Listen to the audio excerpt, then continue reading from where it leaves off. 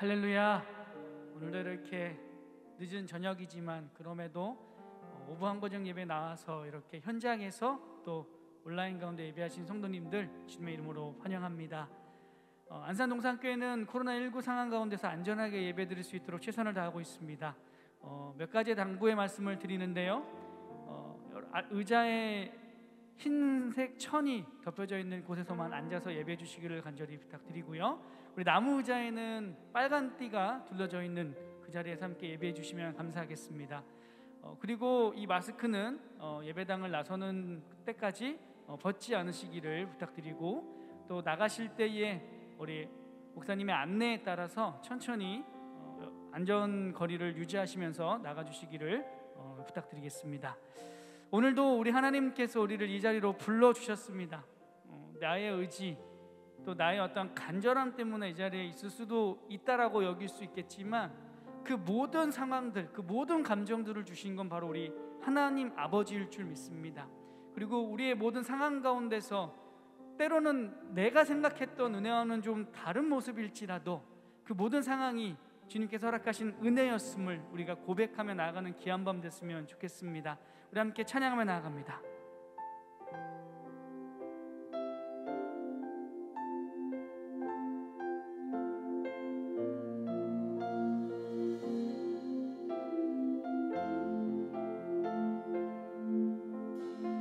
우리 함께 고백합니다.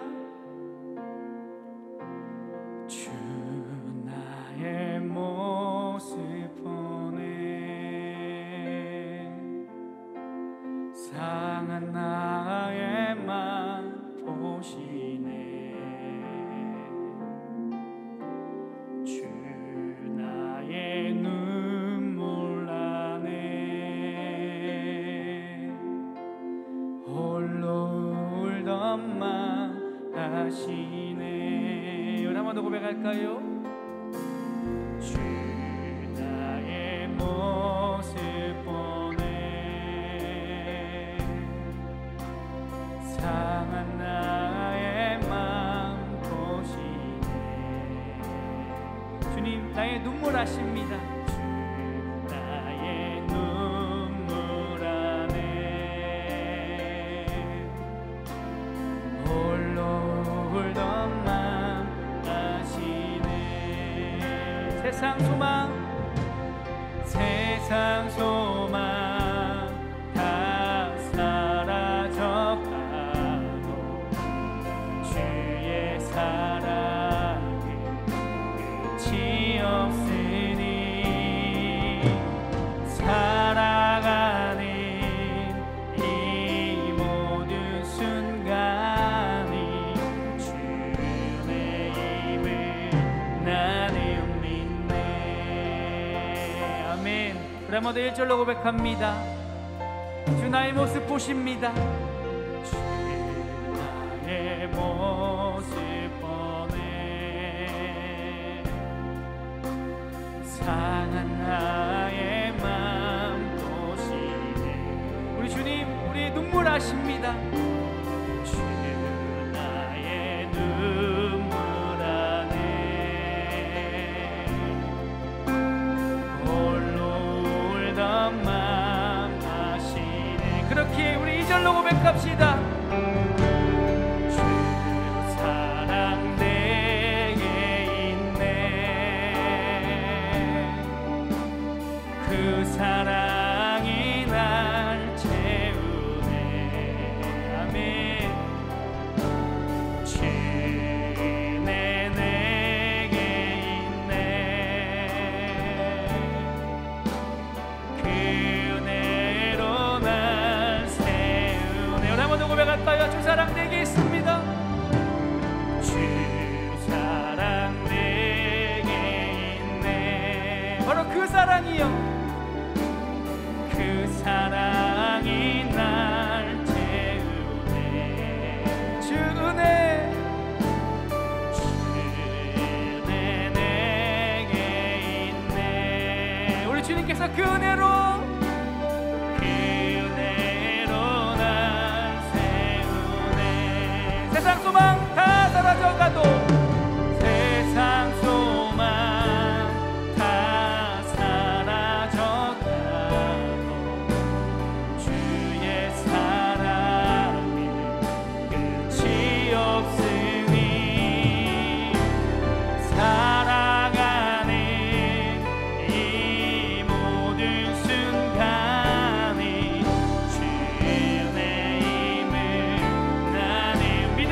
선포합니다. 세상 소망 다 사라져가도 세상 소망 다 사라져가도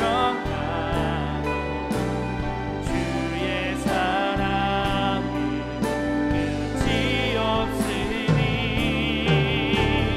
살아가는 이 모든 순간이 주의 힘을 나는 믿네. 아멘.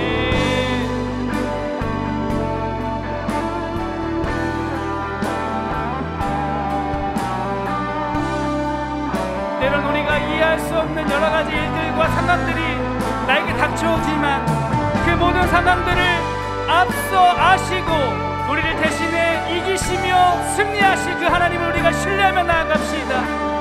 그 모든 것이 은혜의 순간임을 고백하며 나아갑시다. 세상 소망 다 사라져가도 세상 소망 다 사라져가도 주의 사랑이 끝이 없으니 살아가는 이 모든 순간이 주의 힘을 나는 믿어. 선포합니다. 세상 소망 다 사라져가고 세상 소망 다 사라져가도 주의 사랑이 끝이 없으니 살아가는 이 모든 순간이 주의 힘을 우리 세상의 속삭임을 쳐버리고요. 세상 소망 다 사라져가도 세상 소망 다 사라져가도 주의 사랑이 끝이 없으니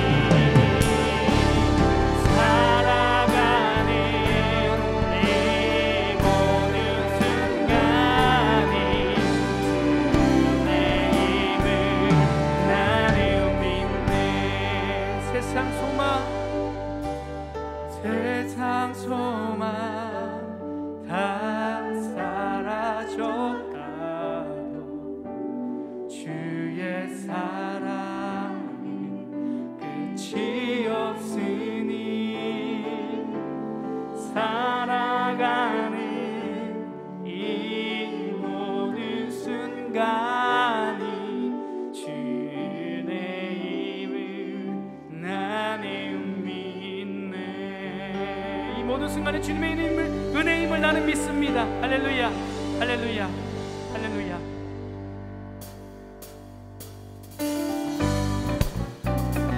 찬송가 546장입니다. 주님께서 우리 가운데 약속하시며 주신 그 말씀 반드시 이루어질 줄 믿으며 우리가 선포하며 찬양했으면 좋겠습니다.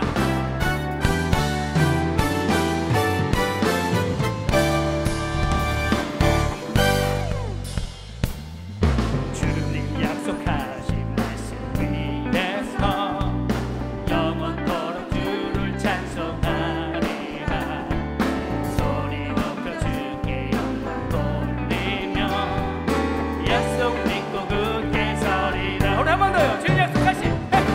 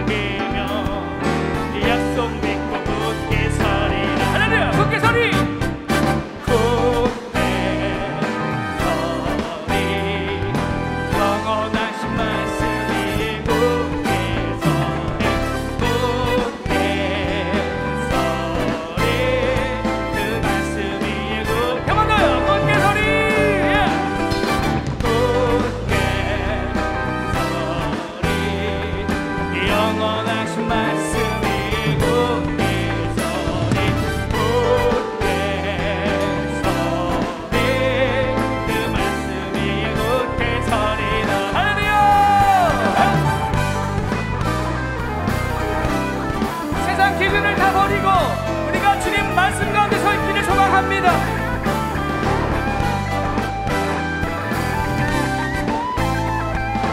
믿음으로 하늘로 고백할까요? 주님 약속하신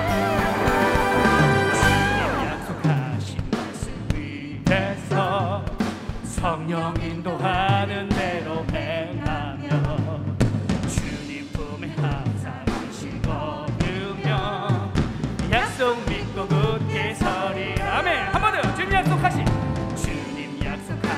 말씀 위에서 성령 인도하는 대로 행하며 주님 품에 항상 안식 얻으며 약속 믿고 굳게 서리라.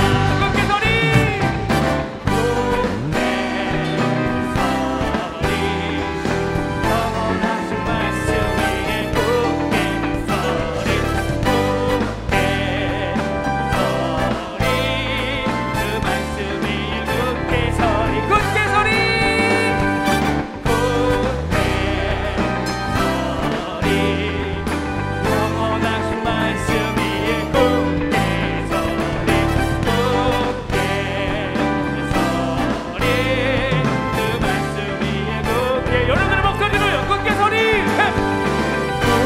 굳게 서리 영원하신 말씀 위에 굳게 서리 굳게 서리 그 말씀이 굳게 서리라. 한 번 더요. 굳게 서리 굳게 서리 영원하신 말씀 위에 굳게 서리 굳게 서리 그 말씀 위에 굳게 서리라. 하나님 그렇습니다. 우리가 그 말씀에 굳게 설 때에 주님께서 기뻐하시며 우리에게 능력 주실 줄 믿습니다. 할렐루야. 할렐루야.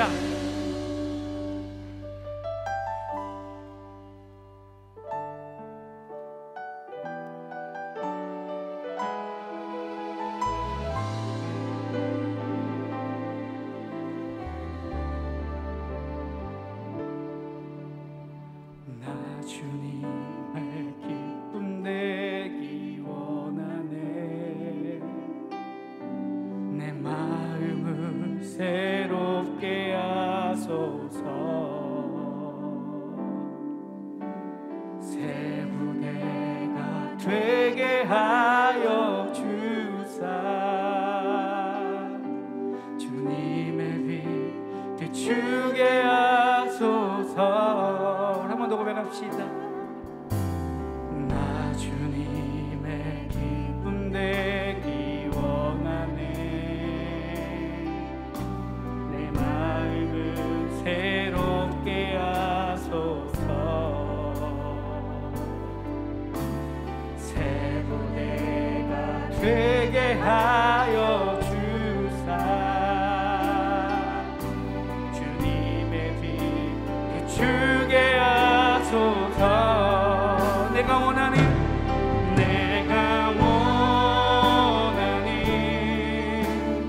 한 가지 이것입니다. 주님의 기쁨이 되는 것. 내가 원하는 한 가지 주님의 기쁨이 되는 것. 2절로 고백합시다. 겸손히 내 마음 드립니다. 겸손히 내 마음 드립니다. 오 주님 나의 모든 것 나의 모든 것 안에서서 나의 마음 깨끗게 씻어주사 주의 길로 행하게 가지 내가 원하는 한 가지 바로 이것입니다. 주님의 기쁨이 되는 것 내가 원하는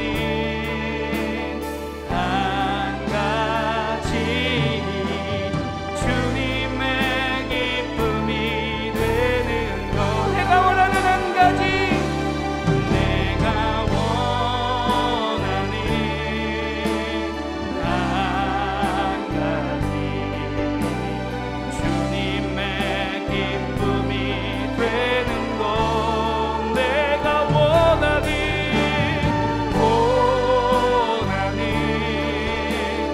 한 가지 주님의 기쁨이 되는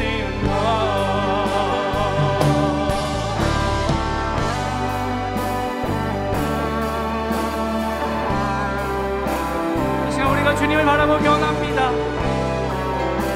나를 혼란케 하고 유혹케 하는 세상이 아니라 바로 우리 주님을 바라보기 원합니다. 이 시간 그분의 기쁨이 되기 원한다고 우리 마음을 모아 주님께 찬양 올려드리며 영광 올려드리는 귀한 시간 되기 원합니다. 우리 함께 고백합시다. 내가 원하는 한 가지 내가 원하는 한 가지 주님의 기쁨이 되는 것 내가 원하는 한 가지 주님의 기쁨이 되는 것 내가 원하는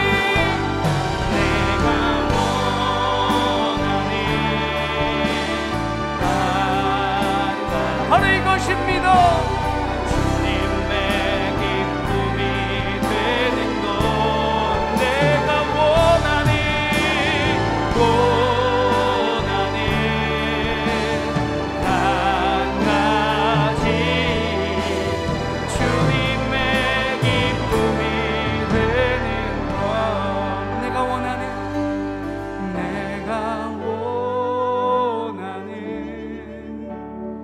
한 가지 주님의 기쁨이 되는 것 내가 원하는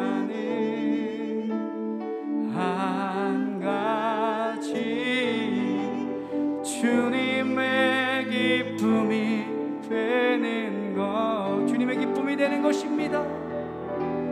주님의 기쁨이 되는 것 바로 이것입니다. 주님의 기쁨 되는 것 주님의 기쁨이 되는 것 하나님, 그렇습니다. 우리의 소망과 우리의 바라는 것들이 다름 아닌 주님의 기쁨 되길 원합니다. 그래서 오늘 이 자리에 모였습니다.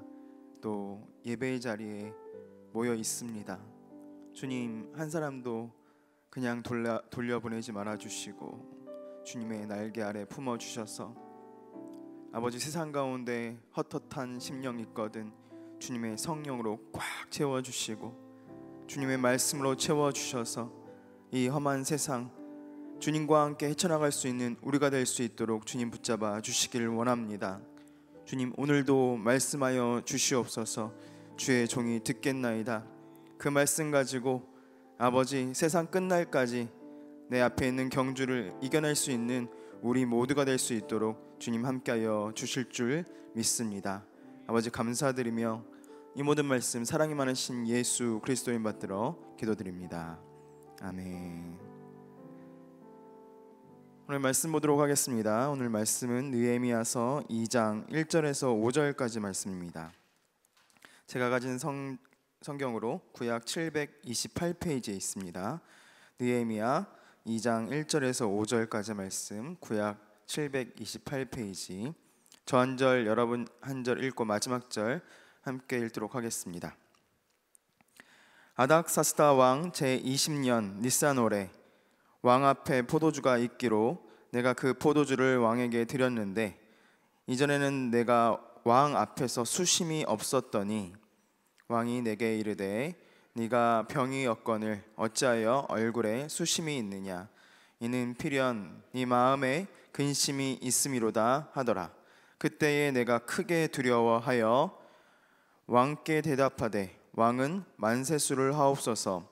내 조상들의 묘실에 있는 성읍이 이제까지 황폐하고 성문이 불탔사오니 내가 어찌 얼굴에 수심이 없사오리이까 하니 왕이 내게 이르시되 그러면 네가 무엇을 원하느냐 하시기로 내가 곧 하늘의 하나님께 묵도하고 함께 읽겠습니다. 왕에게 아뢰되 왕이 만일 좋게 여기시고 종이 왕의 목전에서 은혜를 얻었사오면 나를 유다 땅 나의 조상들의 묘실에 있는 성읍에 보내어 그 성을 건축하게 하옵소서 하였는데. 아멘. 오늘 이 말씀 가지고 함께 말씀 나누도록 하겠습니다. 사랑하는 여러분, 얼마 전에 경칩이 지났습니다. 만물이 깨어난다는 이제 경칩이 지났어요. 봄이 오고 있습니다. 여러분의 옷도 가벼워지고 날씨도 많이 따뜻해졌습니다. 옆에 분들하고 한번 이렇게 인사해 보도록 하겠습니다. 어느새 봄입니다. 네, 한 가지 더 인사해 보도록 하겠습니다. 이렇게요. 깨어 계십니까? 네, 개구리도 깨어나는데 이제 우리도 깨어나야죠. 이제 정말 날씨가 많이 좋아졌습니다.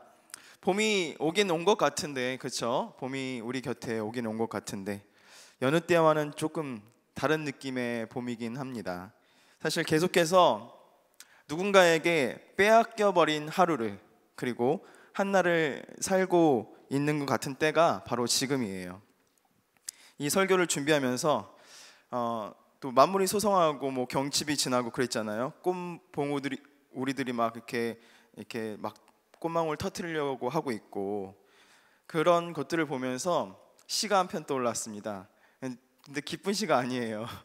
이상화 시인의 빼앗긴 들에도 봄은 오는가 라는 시가 떠오르더라고요.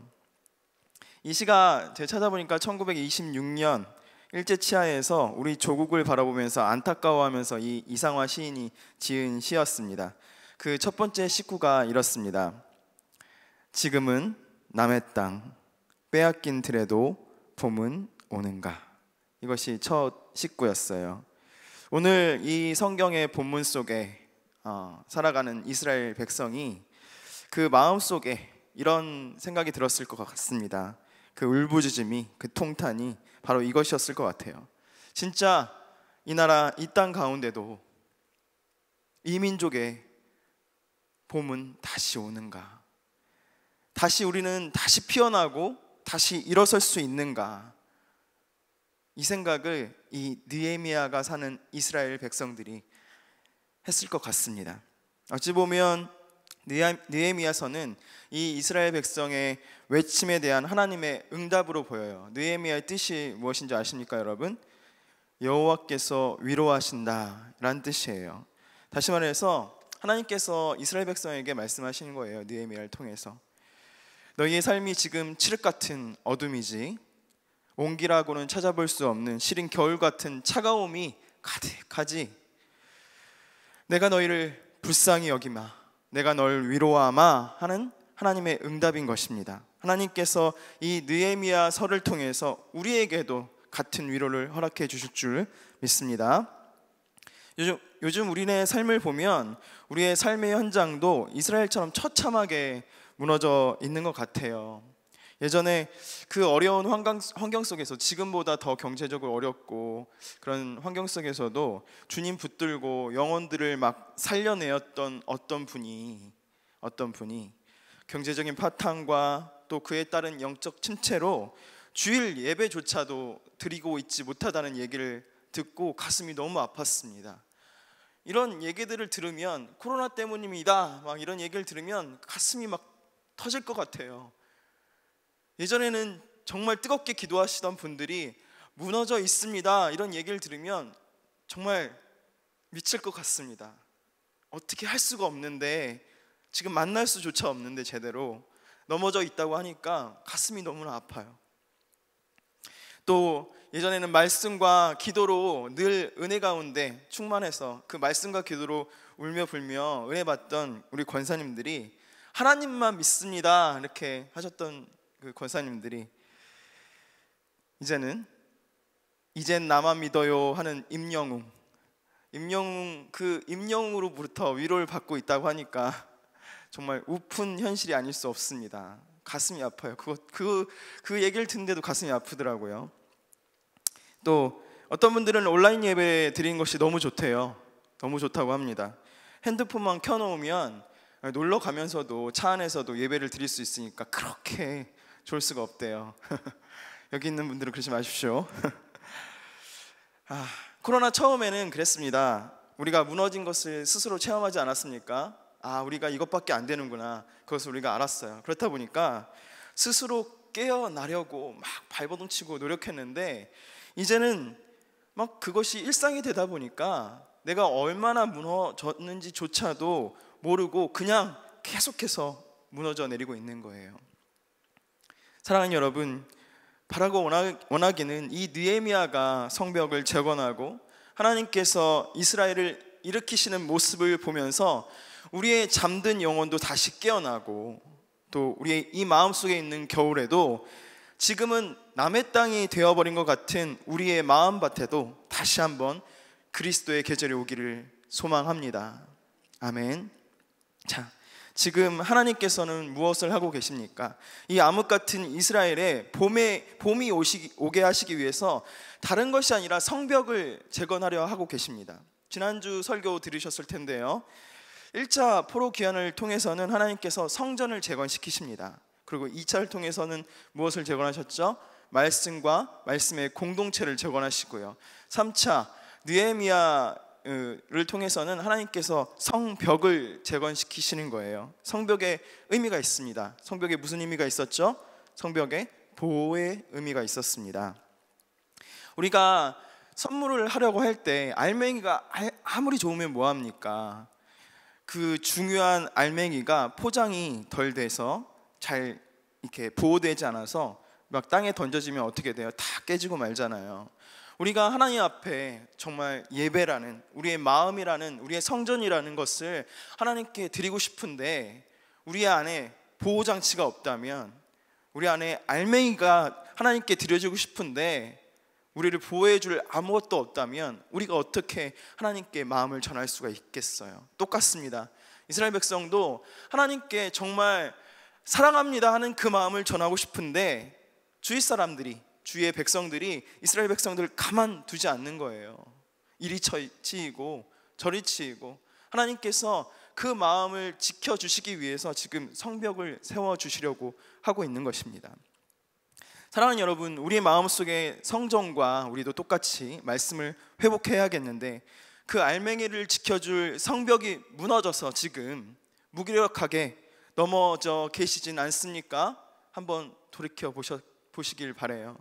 경주마가 결승전을 향해 달려가는데 꼭 필요한 것이 있습니다. 그것이 무엇이냐면 안대예요. 안대가 왜 필요하냐면 경주마가 다른 것 바라보지 않고 치열하게 막 경주마들이 달리지 않습니까? 옆에 막 흙이 튀기고 막 말들이 달려와요. 그러면 경주마들이 굉장히 민감합니다. 그런데 그것을 결승선만 바라보고 달리게 해주는 것이 무엇이냐면 안대예요. 안대가 꼭 필요합니다. 사랑하는 여러분, 우리도 똑같이 신앙의 경주를 하고 있지 않습니까? 신앙의 경주를 하기 위해서 우리를 지켜줄 안대, 하나님만 바라보게 해줄 안대를 가지고 계십니까? 여러분 생각해 보셨으면 좋겠어요. 또 여러분, 투수들이 공을 던지기 전에 하는 의식들이 있습니다. 그걸 루틴이라고 해요. 어떤 투수들은 매일 그 똑같은 모자를 쓰고요. 아무리 땀 냄새가 나고 더러워도 똑같은 모자를 쓰고요. 똑같은 패턴의 생활을 하고 똑같은 시간에 일어나고 공을 던지기 위해서 또 똑같은 그 자세로 마운드에 앉아 있고요. 우스꽝스러운 모습으로 그 루틴을 지켜갑니다. 무엇을 위해서요? 단순히 공을 던지기 위해서. 그 사람들은 공을 던지기 위해서 최선을 다하는 거예요. 공 하나만을 던지기 위해서 자기 있는 모든 것을 바쳐서 준비합니다. 준비하고 또 준비하는 거예요. 사랑하는 여러분, 우리는 하나님께 온전히 예배하고 무너진 것을 세우기 위해서 무엇을 하고 계십니까? 여러분은 무엇을 하고 계세요? 여러분, 우리가 무너진 것을 세우고 제대로 예배를 드리기 위해서 몸부림쳐야 할 줄 믿습니다. 어떻게 몸부림쳐야 할까요? 하나님께서 우리에게 이렇게 말씀하십니다. 첫째, 무너진 것에 대해서 당연히 여기지 말라. 무엇이라고요? 무너진 것에 대해서 당연히 여기지 말라. 세상에 당연한 것은 아무것도 없습니다. 무엇이라고요? 세상에 당연한 것은 아무것도 없다. 코로나가 처음 닥쳤을 때 우리가 느낀 것이 무엇이었습니까? 여러분 느낀 것이 어떤 것이었어요? 우리가 드리고 있던 예배가 이렇게 예배 나오는 것이 당연한 것이 아니구나, 이것을 느끼지 않으셨습니까? 그것이 은혜였구나, 그것이 기적이었구나, 우리의 일상이 기적이었구나, 그것을 깨닫지 않으셨어요? 우리 사실 손가락 이렇게 제가 마음대로 움직일 수 있는데 이것도 전신마비로 쓰러져 있는 사람에게는 기적이에요. 그렇죠? 숨 쉬는 것도, 또 날마다 잠에서 깨어서 일어나는 것도 어떤 사람에게는 하나님, 저 내일 아침에 일어날 수 있게 해주세요 하는 간절한 기도의 제목이기도 합니다. 그렇듯 절대로 세상에 당연한 것은 아무것도 없어요. 그런데 우리가 그렇게 기적을 살아내는 사람이에요. 여러분, 기적을 경험하는 사람이에요, 날마다. 그런데 이 기적을 경험하는 사람들이 놀랍게도, 정말 놀랍게도 그냥 받아들이는 것이 있습니다. 그것이 무엇이냐면 특별히 영적인 침체일 때, 내가 이렇게 무너지는 것은 당연해, 별 수 없지, 이런 환경 가운데서 어쩔 수 없지, 어쩔 수 없는 일이지, 이것을 너무 쉽게 받아들입니다. 날마다 기적을 살아내는 우리가 기적같이 우리의 영적인 침체를 무엇으로 받아들여요? 당연한 것으로 받아들이는 거예요. 여러분, 그것을 볼 때마다 가슴이 너무 아픕니다. 안타까워요. 주목할 것은 오늘 주인공 느헤미야는 절대 자신의 조국의 문제를, 침체의 문제를 당연한 것으로 여기지 않았습니다. 심지어 느헤미야는 포로로 끌려간 사람들 중에서 2세였어요. 2세. 여러분, 제가 미국에서 공부할 때 2세들을 많이 만나봤습니다. 그들의 문제는 무엇이었냐면 그 땅 가운데서 잘 사는 게 그들의 소망이에요. 이 나라, 이 땅이, 이 조국이 어떻든 간에 자신들만 잘 먹고 잘 살면 됐습니다. 제가 만난 2세들은요, 우리나라 2세들 뿐만 아니라 그곳에서 살고 있는 모든 2세들이 그랬습니다. 그런데 지금 느헤미야는 술 관원장이 되었어요. 정말 5손가락 안에 꼽히는 권력자였습니다. 그럼에도 불구하고 자신의 조국이 성문이 회파되고 무너져 있는 그 모습을 보면서 그것이 자신의 문제인 양 가슴 아파하고 통탄하면서 기도하고 또 기도한 것이 바로 이 느헤미야였어요. 그래서 2절에 뭐라고 합니까? 2절 한번 읽어볼까요? 시작. 왕이 내게 이르시되 내가 병이었거늘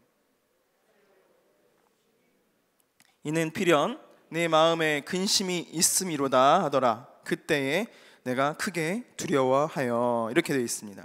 지금 느헤미야는 이 일이 자신의 문제인 양 기도하면서 근심하면서 애통해하다가 심지어는 왕 앞에서조차도 어떻게 하고 있는 거예요?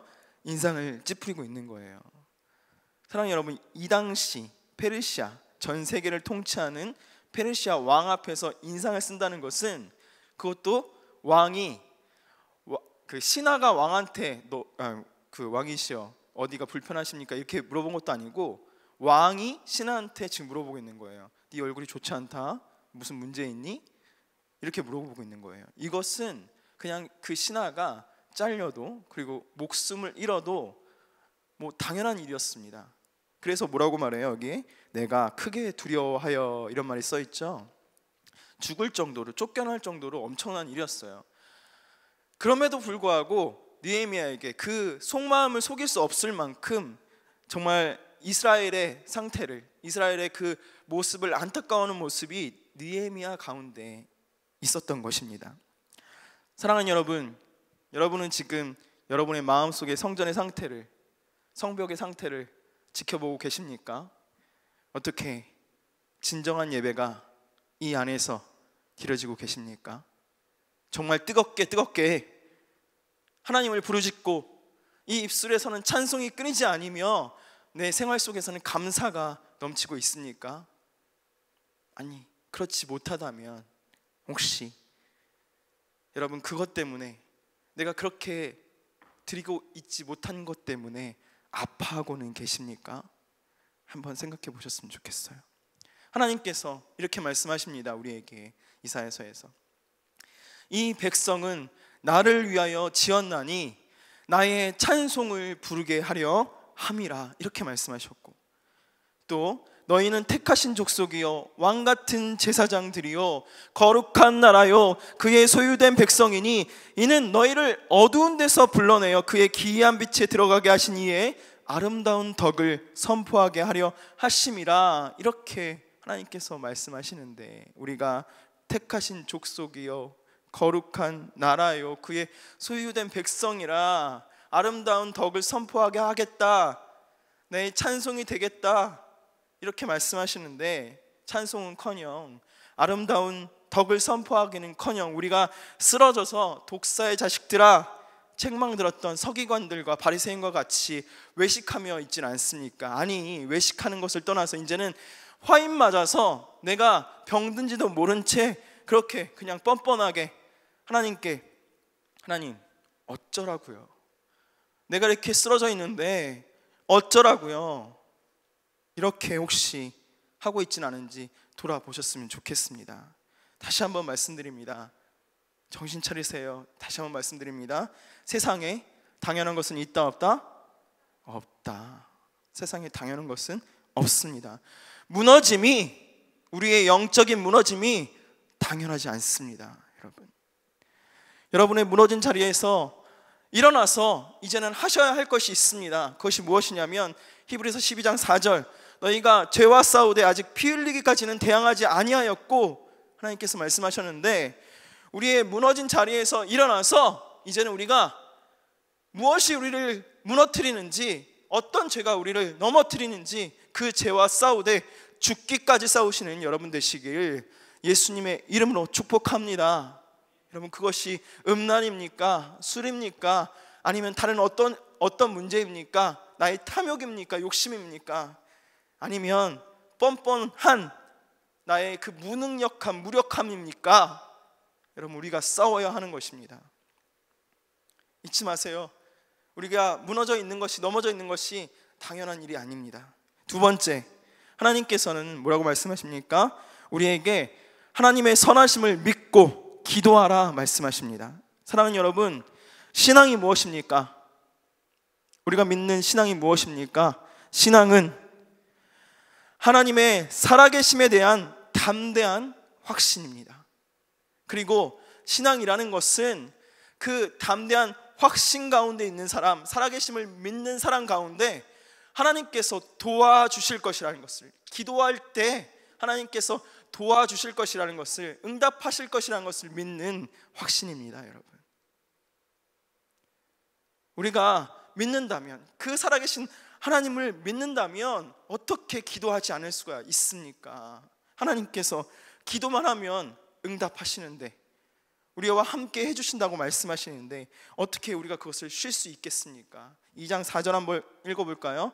느헤미야가 무엇을 하고 있습니까? 시작.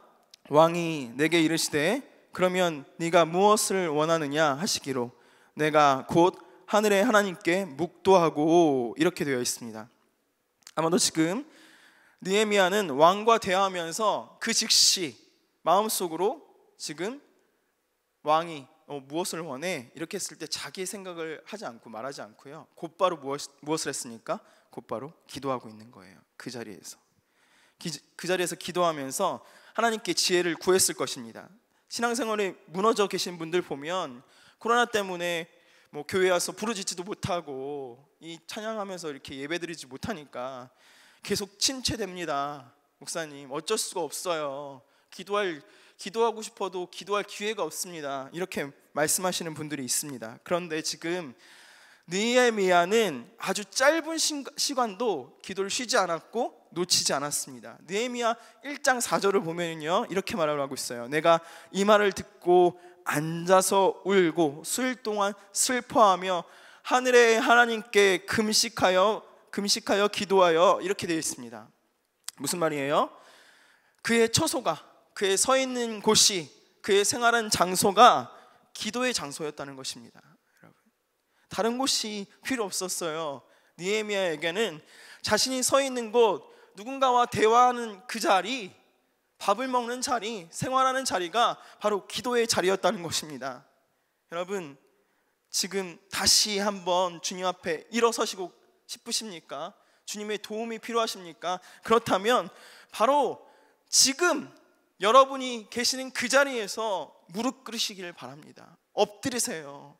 기도하세요. 여러분, 다른 장소가 우리에게 필요하지 않습니다. 하나님께 기도하는데, 하나님을 만나는데 무슨 자리가 필요합니까? 그냥 하나님과 내가 만나는 그 순간만이 필요한 거예요. 여러분, 그 자리가, 내가 엎드린 그 자리가 바로 기도의 자리요, 하나님을 만날 자리인 줄 믿습니다. 유학 시절에 정말 미칠 것 같을 때, 쌀독에 그 쌀이 떨어져 가고 돈은 하나도 없고 책 사볼 돈도 없고 영어는 되지도 않고 책도 읽혀지지도 않고 레포트 써야 되는데 안 써지고, 그럴 때 하나님께 날마다 부르짖었습니다. 또 알바 자리에서 화장실 청소하면서, 또 뜨거운 철판 볶음밥집 알바하면서 200도 300도 되는 그 철판 위에 서서 그러면서도 기도했습니다. 하나님께서 항상 신실하게 응답하시더라고요. 지금도 마찬가지예요.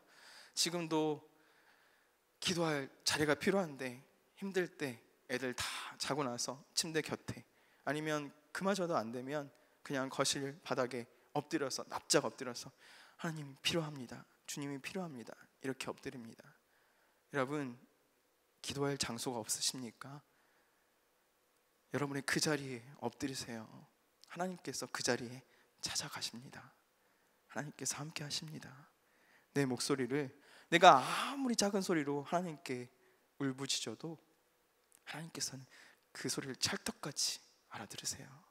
아, 내가 필요하구나, 내 도움이 필요하구나, 그래, 내가 너를 위로하겠다, 내가 너를 찾아주겠다, 주님께서 말씀하실 줄 믿습니다. 그렇게 우리가 기도의 자리를 탓하지 않고 우리가 있는 자리에서 기도하고 엎드릴 때, 하나님께서 산과 같은 문제가 평지가 되게 하시며, 겨자씨 같은 작은 믿음을 가진 우리의 기도조차도 그 기도를 통해서 산을 옮기시는 역사를 이루실 줄 믿습니다. 여러분, 기도하세요. 하나님께서 들어주십니다. 기도가 안 될 때가 있습니까? 그래도 또 기도하셔야 돼요. 정말 살 수가 없습니까? 그때 기도하셔야 돼요. 하나님께서 그렇게 몸부림쳐 기도할 때 여러분의 기도를 흘려보내지 않으십니다. 느헤미야가 기도할 때 어떤 일이 벌어졌습니까? 1장 11절 한번 읽어볼까요? 앞에 보고 시작. 주여 구하오니 귀를 기울이사 종의 기도와 주의 이름을 경외하기를 기뻐하는 종들의 기도를 들으시고 오늘 종이 형통하여 이 사람들 앞에서 은혜를 입게 하옵소서 하였나니 그때에 내가 왕의 술관원이 되었느니라, 이렇게 말했습니다. 느헤미야가 기도하고 간절히 외칠 때, 부르짖을 때 하나님께서는 그의 기도를 땅에 떨어뜨리지 않으시고 술관원이 되게 하셔서 아닥사스다 왕 앞에서 이스라엘의 문제를 아뢰게 하셨고요. 그리고 묵도하면서, 아까 말씀드렸던 묵도하면서 아뢰었을 때 왕이 느헤미야 보기를 뭐 여겼다? 좋게 여겼다, 이렇게 말씀하셨습니다. 사랑하는 여러분, 기도하십시오. 믿는 자에게는, 또 기도하는 자에게는 무엇이 없다? 무엇이 없다? 능치 못함이 없다. 우리에게는, 기도하는 자에게는 좌절함이 없다. 잊지 않으시길 바랍니다. 세 번째, 하나님께서는 우리에게, 쓰러져 있는 우리에게 다시 일어나기를 원하시면서 말씀하시는 것이 있어요. 그것이 무엇이냐면 열정으로 우리가 해야 할 일을 감당하라. 하나님께서 이렇게 말씀하십니다. 무너진 것을 누군가는 세워야 합니다. 그냥 기도만 한다고 이루어지지 않습니다. 우리의 기도와 우리의 삶은 항상 밸런스를 맞춰야 돼요. 하나님이 일하실 기적을 믿고 기도했다면 기적의 삶을 살아내야 하는 것입니다. 살아내야 하는 것이에요. 수상궁에서, 지금 느헤미야가 있는 수상궁에서 예루살렘까지는 1300km가 떨어져 있습니다. 1300km. 지금이면 뭐 비행기 타고 날아갈 텐데, 여기 에스라 2차 귀환 때 4개월 정도 걸렸다고 했거든요. 귀환할 때 에스라가 굉장히 힘든 길을 지나왔다고 이야기했습니다. 4개월을 끙끙 겨우겨우 에스라가 왔는데 느헤미야는 똑같지 않겠습니까? 느헤미야가 가는 길이 힘들었을 거예요. 그런데 절대로 가까운 길도 아니었고 평탄한 길도 아니었을 이 길을 마치 본문에는 옆 동네 가듯이 표현하고 있습니다. 느헤미야가 이 예루살렘으로 돌아온 것에 대해서 전혀 힘들었다 이런 기록이 전혀 나타나지 않고 있어요. 그냥 쓱 온 것 같아요. 공간이동 이렇게 한 것 같아요. 처음에 그냥 이것을 읽으면 이것이 지금 수상궁이야, 여기가 예루살렘이야, 이런 느낌이 있습니다. 그럴 정도로 이 느헤미야 앞에는 이 거리가 1300km라는 거리가 전혀 멀지 않았던 거예요. 자신이 할 수 있는 일, 하나님 앞에 기도하고 할 수 있는 일을 할 때 열정이 끌어올랐던 것입니다. 그래서 그것을 미루지 않고 달려 나갔던 거예요. 그래서 이 느헤미야가 한 일들이 있습니다. 그냥 1300km만 달려간 것이 아니었어요. 기도하면서 무엇을 했냐면 오늘 본문에 나오는 일들, 예루살렘을 성을 중건해 달라는 요청을 기도하면서 했고요. 또 강서편의 총독들에게 친서를 내려서 자신이 유다까지 무사히 도달할 수 있도록 왕한테 도와달라고 이야기를 했습니다. 어떻게 하면 무사히 갈 수 있을까? 그리고 왕의 살림 감독에게 친서를 내려서 성문과 성곽을 쌓을 수 있도록 또 나무를 달라고, 또 자신의 집을 지을 수 있도록 제목을 달라고 이렇게 요구를 하는데 아주 치밀하게 기도만 했을 뿐이 아니라 자기가 할 수 있는 모든 일을 다 준비해서 느헤미야가 열정으로 치밀하게 기도하면서 열정으로 달려나갔던 거예요. 이 일을 했던 거예요. 그냥 기도만 하면서 하나님 이렇게 있지 않았습니다, 여러분.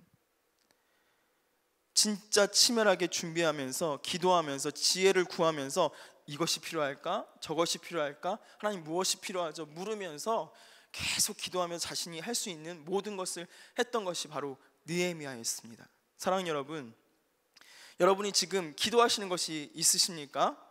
그것은 여러분이 하지 않으면 안 되는 사명인 거예요. 하나님께서 기도하게 하셨다는 것은 우리가 아니면 안 되는, 우리로 하여금 하나님께서 이루게 하실 일들인 줄 믿습니다. 아멘. 그렇다면 일어나 행하세요. 기도한 대로 행하세요. 하나님께서 우리의 손과 발을 통해서 이루실 줄 믿습니다. 아멘. 여러분, 기도만 하지 마시고 기도로 기적을 살아내세요. 여러분의 손과 발이 하나님의 놀라운 기적의 도구가 될 줄 믿습니다. 기도했다면 여러분이 지금 바로 할 수 있는 것부터 하시길 원합니다. 한 가지 예를 들어볼까요? 지금 여러분 무너진 예배를 세우시기 위해서 무엇을 하십니까? 예전 같으면 이렇게 나오시기만 해도 사실 예배 자리에 나올 수 있으니까 얼마든지 여러분의 예배를 세울 수 있었어요. 마음만 있었으면. 그런데 이제는 우리 환경 때문에 온라인으로 예배 드려야 할 때도 있는 거예요. 여러분 온라인으로 예배 드릴 때 어떻게 하십니까? 어떻게 드리고 계세요? 많은 분들이 그냥 잠자다가 눈 비비고 일어나서 이렇게 앉아서 예배를 드립니다. 여러분 제발 여러분이 예배 드릴 때 여러분의 예배 환경을 폰이든 TV로 드리던 어떻게 드리던 간에 패드로 드리던 간에 여러분의 예배 환경을 만들어 놓으시길 바랍니다. 어떤 분은 저한테 이렇게 말해요. 믿지 않는 남편과 결혼해서 예배 드리기가 너무 힘들어서 저는 예배 드릴 때마다 차로 갑니다. 목사님 차에 가서 같이 찬양도 부르고요, 뜨겁게 기도도 하고요, 눈물 흘리고요, 말씀 듣고요, 그렇게 하다 보면요, 하나님께서 저한테 힘 주세요. 그렇게 말씀하세요.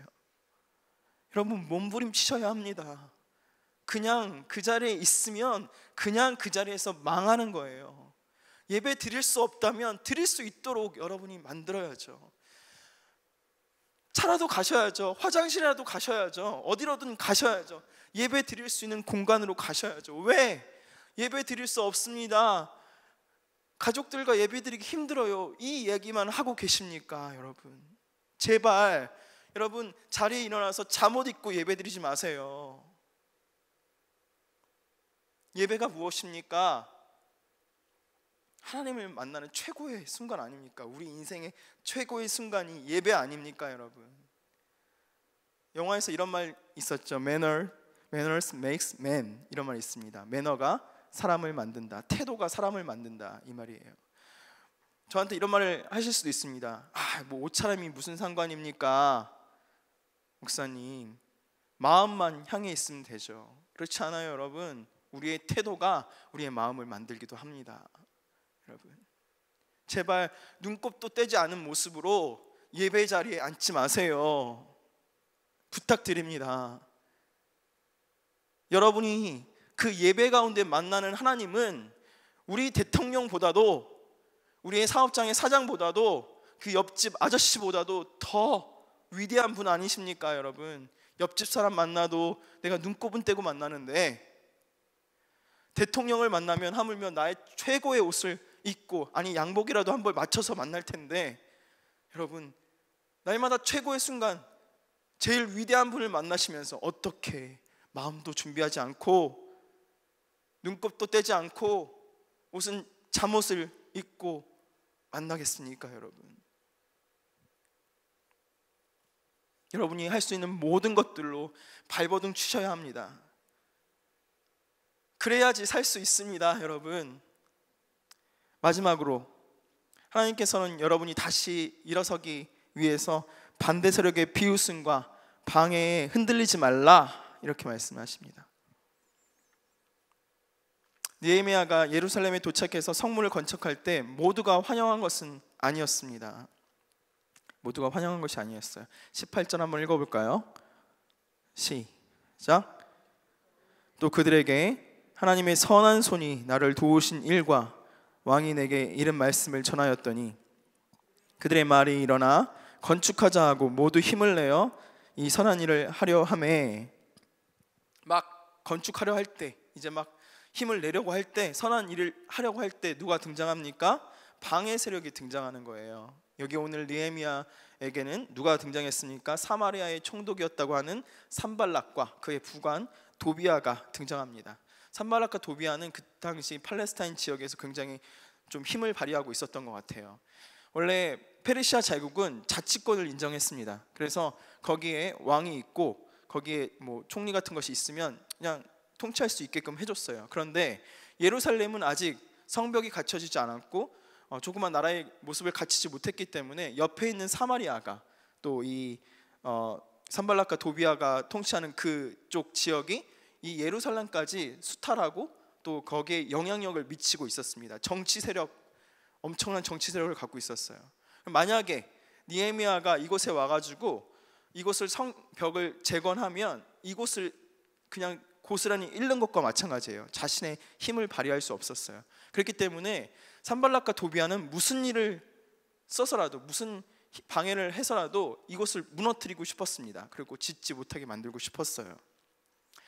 여러분, 그래서 어떻게 합니까? 방해를 하는 거예요. 사랑하는 여러분, 우리도 마찬가지입니다. 우리가 하나님 앞에서 다시 일어서려고 할 때, 새벽을 깨우고 말씀을 깨우고 착한 행실로 아름다운 덕을 선포하려고 할 때에 방해하는 세력이 있을 수 있습니다. 그것이 내 마음속에 있는 사단의 목소리가 될 수도 있고요, 우리의 가족이 될 수도 있습니다. 내 남편이 될 수도 있고요, 내 자녀가 될 수도 있고요, 내 친구들이 될 수도 있고요. 어떤 것이든 그것을 방해하려 할 수도 있습니다. 그럴 때 어떻게 됩니까? 우리는 보통 움츠려 들어요. 그렇지, 못하는구나, 이렇게 움츠려 들고 맙니다. 사랑하는 여러분, 정말 중요한 것은 무엇이냐면 하나님의 선한 일을 하려고 할 때, 내 마음속에 이거는 하나님께서 주신 마음이야 하고 해야지 하고 선한 일을 하려고 할 때 방해가 오잖아요. 그 방해는 무엇이다? 그 방해는 당연한 것입니다. 왜냐하면 하나님께서 우리의 마음 가운데 주셔서 일을 하려고 할 때 사단이 우리를 가만두지 않기 때문이에요. 사단이 우리를 그냥 두지 않습니다. 그래서 만약에 선한 일을 하려고 할 때 힘이 들거든, 너무 힘든 박해가 있거든, 내가 제대로 하고 있구나 라는 것을 여러분 기억하셨으면 좋겠습니다. 박해가 있다면, 힘든 어려움이 있다면 내가 제대로 가고 있는 거예요. 나를 방해하는 사단의 괴계와 속삭임 앞에 느헤미야처럼 이렇게 선포하시길 바랍니다. 20절 한번 볼까요? 20절 이렇게 되어 있습니다. 한번 같이 읽어보도록 하겠습니다. 시작. 앞에 보고요. 시작. 하늘의 하나님이 나를 형통하게 하실 것이다. 여러분, 나에게 방해가 있다면, 내 앞에 내가 선한 일을 하려고 할 때 방해가 온다면 이렇게 선포하시길 바랍니다.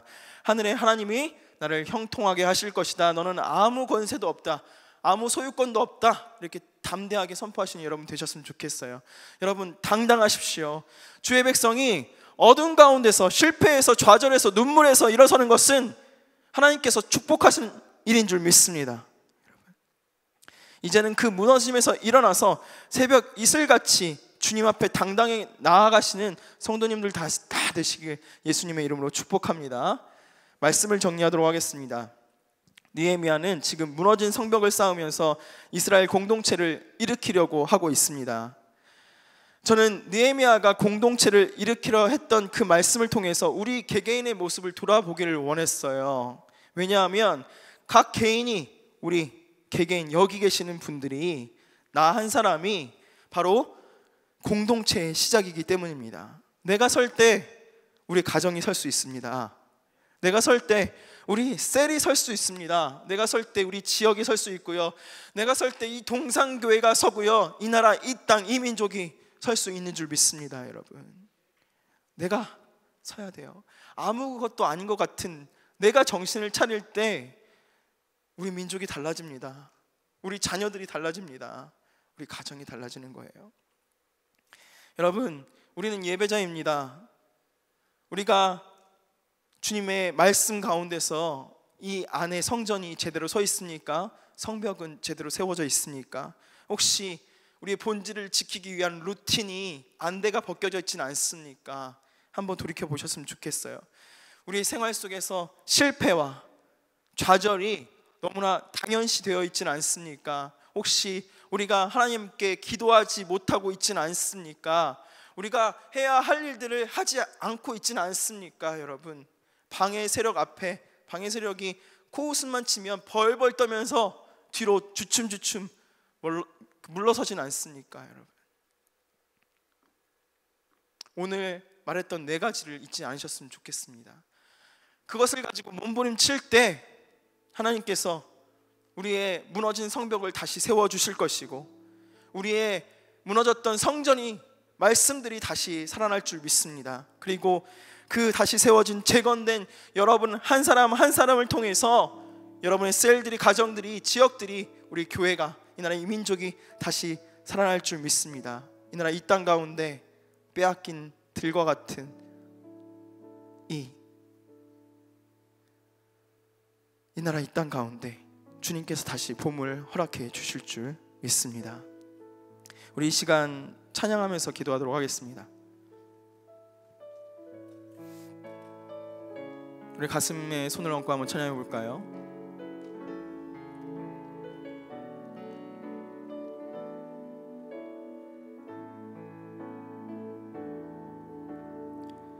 이 땅의 황무함을 보소서. 하늘의 하나님, 긍휼을 베푸시는 주여, 우리의 죄악 용서하소서. 하나님, 이 마음의 땅을 고쳐 주시옵소서. 땅 고쳐 주소서.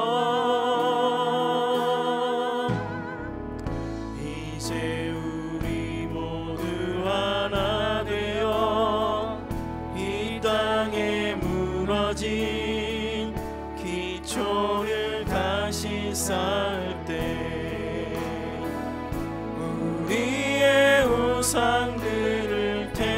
베푸신 성령의 불 임하소서. 불의 물길 타오르게 하소서. 진리의 말씀 이 땅 새롭게 하소서. 은혜의 강물 흐르게 하소서. 성령의 바람 이제 불어와. 오 주의 영광 가득한 새날 주소서. 오 주님 나라 이 땅에 임하소서. 여러분 이 시간 다시 찬양했으면 좋겠습니다. 여러분 이 시간 마음을 다해서 찬양하시길 바랍니다. 여러분 당연하지 않습니다.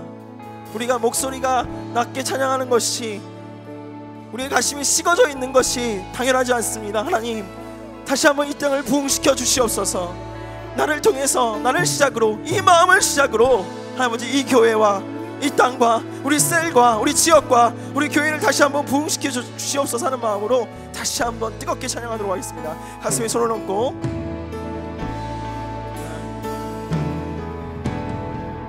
이 땅의 황무함을 보소서. 하늘의 하나님 긍휼을 베푸시는 주여. 우리의 죄악 용서하소서. 이 땅 고쳐주소서.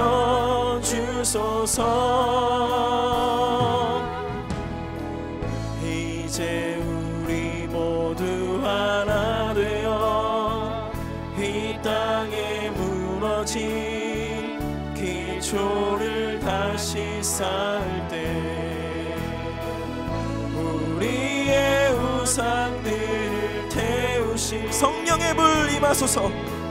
성령의 불 임하소서. 불의 물길 타오르게 하소서. 타오르게 하소서. 새롭게 하소서. 흘러나게 이제 불어와. 오 주의 영광 가득한 새날 주소서. 오 주님 나라 이 땅에 임하소서. 풍의 불길 풍의 불길 타오르게 하소서. 진리의 말씀 이 땅 새롭게 하소서. 은혜의 강물 흐르게 하소서. 성령의 바람 이제 불어와. 오 주의 영광 가득한 새날 주소서. 오 주님 나라 이 땅에 임하소서. 이 시간 기도하기를 원합니다. 하나님, 내가 혹시 무너져 내린 것을, 죄악 가운데 무너져 내린 것을, 나의 삶의 모든 부분들이, 신앙의 부분들이 무너져 내린 것을 당연하게 생각하지 않았습니까? 하나님 아버지 다시 한번 깨게 하여 주시옵소서. 주님께서 이 봄에 우리도 다시 한번 깨어나기를 원하시는데, 내가 하나님 아버지 하나님께 부르짖음으로 말미암아 내가 열정을 다해서 하나님 앞에 주신 기적을 살아내므로 말미암아 다시 한번 살아나게 하여 주시옵소서. 이 부족한 심령을 채워주시옵소서. 우리 주여 한번 부르짖고 기도하도록 하겠습니다. 주여,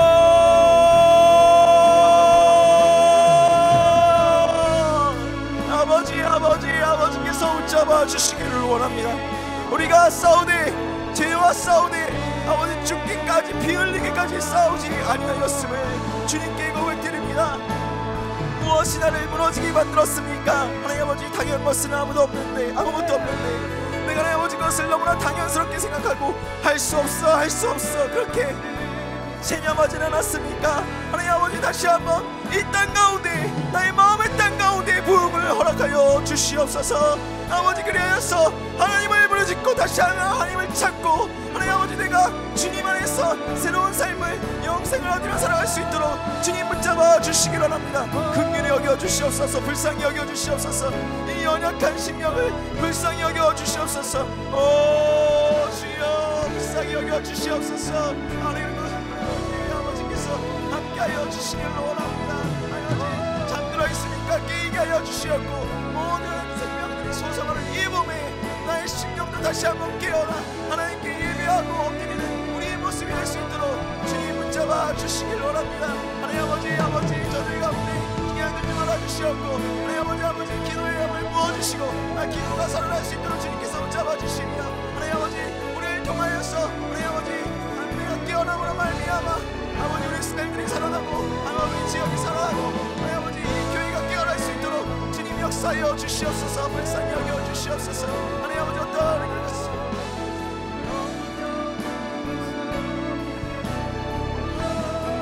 우리 한 가지 위해서 더 기도하도록 하겠습니다. 기도하실 때, 하나님, 내가 정말 깨이고 싶은데 하나님, 주님의 은혜가 필요합니다. 내가 죄악 가운데서 하나님 아버지 돌이키고 싶은데 돌이킬 능력이 없습니다. 하나님, 함께하여 주시옵소서. 긍휼히 여겨 주시옵소서. 나에게 방해 세력들이 있습니다. 너무나 많은 환경들이, 너무나 많은 유혹들이 나를 힘들게 합니다. 우리 가족들이 나를 힘들게 합니다. 주님, 그 방해 세력들 주님께서 정말 없이 하여 주시고, 하나님 아버지, 내가 주님 앞에 기도할 때 모든 산과 같은 문제들이 평지가 되는 역사가 있을 수 있도록 주님 붙잡아 주시옵소서. 이렇게 다시 한번 주여 한번 부르짖고 기도하도록 하겠습니다. 주여, 아버지께서 함께하여 주시옵소서. 하나님 아버지, 우리들을 그냥 노래 여기지 말아주시고, 하나님 아버지, 하나님께서 부어주시는 성령의 물기를 부어주셔서 하나님 아버지, 이제는 하나님의 능으로 감당하는 우리 모두가 될 수 있도록 주님 부어주시기를 원합니다. 하나님 아버지, 그냥 돌이키게 하여 하지 말아 주시옵소서. 하나님께서 이들을 깨워주시옵소서. 돌이켜주시옵소서. 어둠에서 끄집어내어 주시고, 하나님 아버지, 저들이 하나님 나라 백성으로서 이 세대를 변혁시키며 하나님 아버지 많은 사람들을 살려내는 영혼들 될 수 있도록 하나님 안에서 평안을 얻으며 하나님 아버지 안식을 얻으며 하나님 아버지 다시 한번 꿈을 꾸며 하나님 아버지 부흥을 꿈꾸는 영혼들 하나님 될 수 있도록 주님 붙잡아 주시옵소서. 기도하지 못하는 영혼들이 있습니까? 하나님께 부르지 못하는 심령들이 있습니까? 하나님 아버지 깨어 주시옵소서. 내가 나사렛 예수 그리스도 이름으로 명하니 우리 사랑하는 성도들을 깨게 못하는 부흥으로 나가지 못하게 만드는 모든 악한 영의 방해 세력들을 내가 나사렛 예수 그리스도 이름으로 명하노니 사라질지어다. 묶임당하고 떠나갈지어다. 주님 함께하여 주시옵소서. 아버지께서 함께하여 주시옵소서. 나를 위해서 아버지여,